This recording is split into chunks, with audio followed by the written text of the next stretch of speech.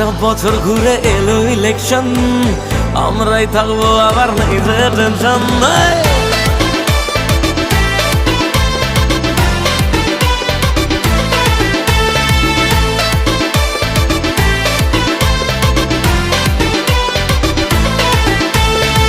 5টা বছর ঘুরে এলো ইলেকশন, আমরাই থাকবো আবার নেই যে টেনশন।